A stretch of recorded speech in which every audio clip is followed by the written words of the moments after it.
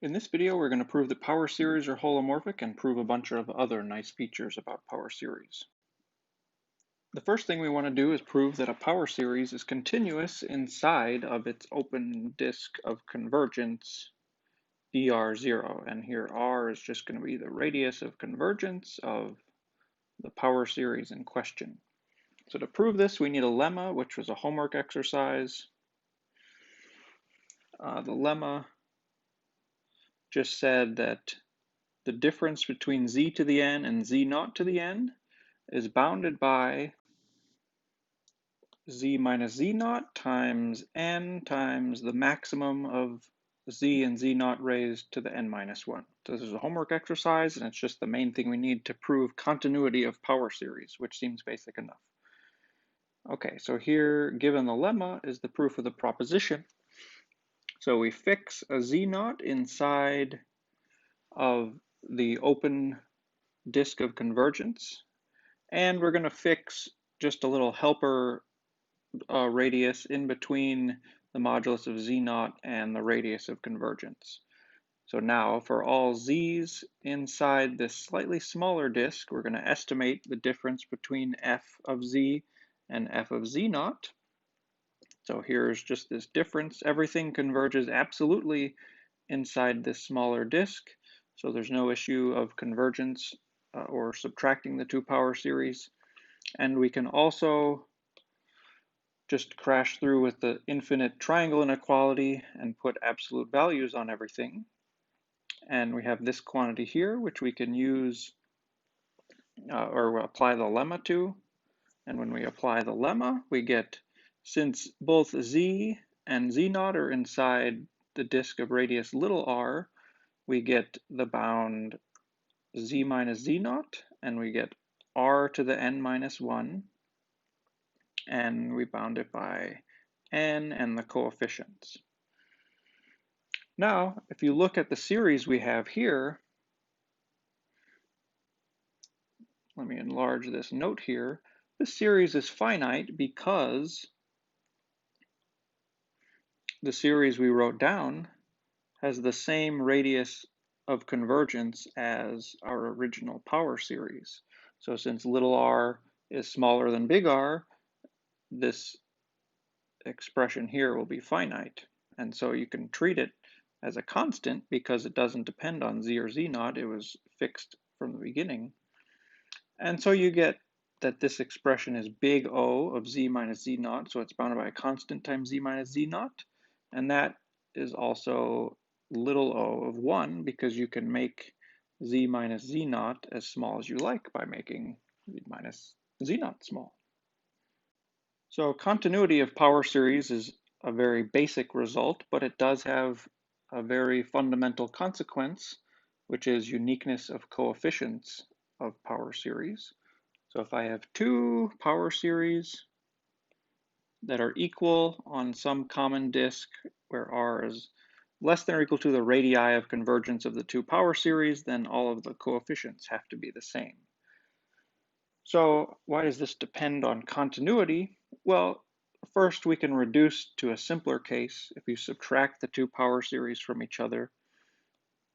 So that's just, you subtract them from each other, and then you're dealing with the situation where you have a power series that's identically 0. So we're just going to replace this difference with an and assume we have a power series that's identically 0, and we want to show all the coefficients are 0. Okay. So certainly, if you plug in z equals 0, you get a naught is 0. And now we're going to do a proof by induction. Suppose that the first n coefficients are 0. Let's show that the n plus first coefficient is 0.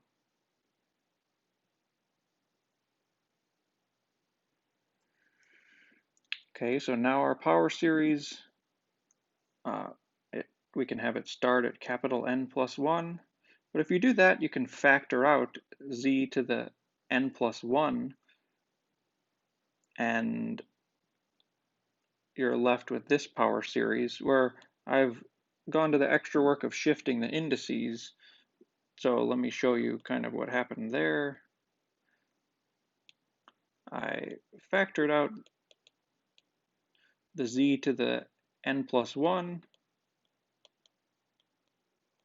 So you should be left with this.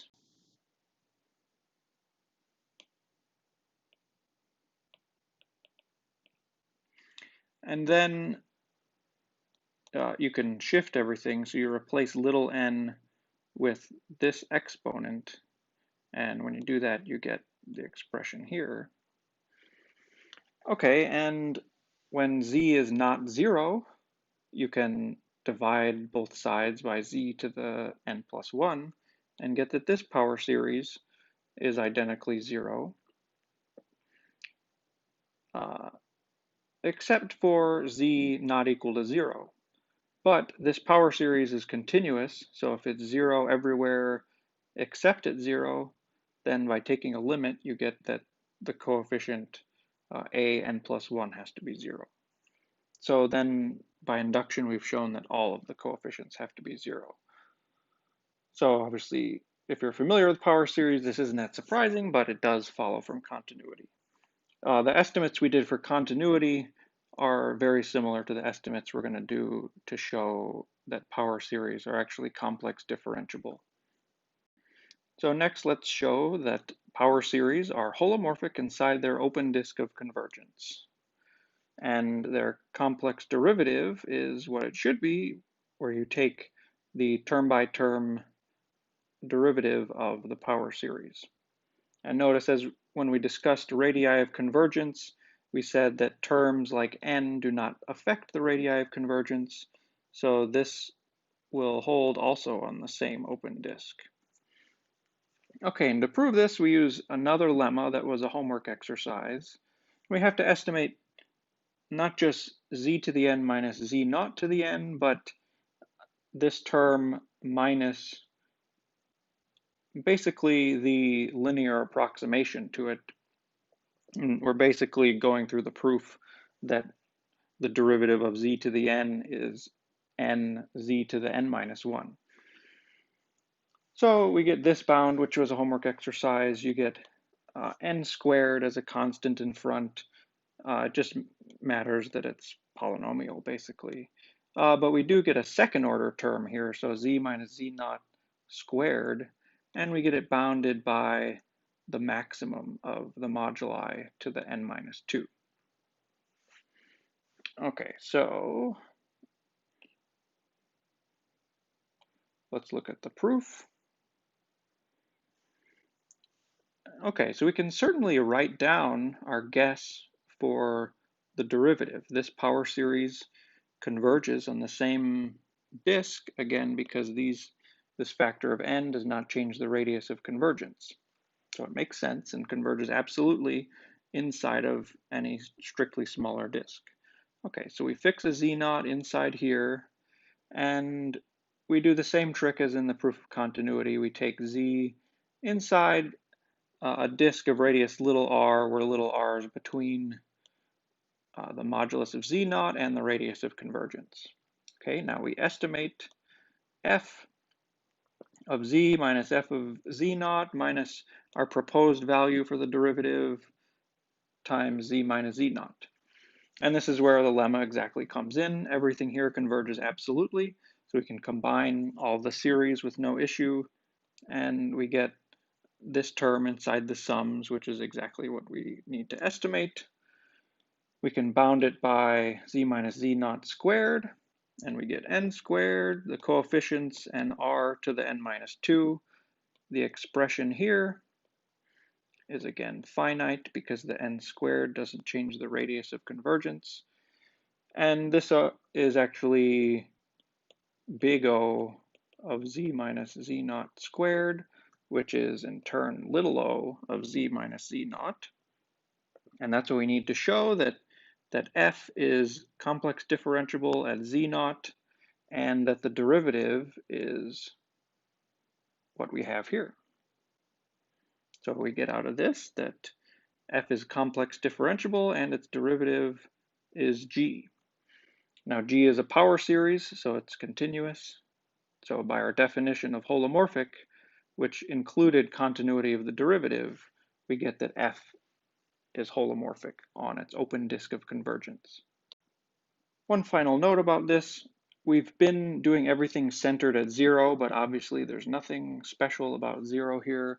And we can define power series centered at other points. So here's a power series centered at Z0.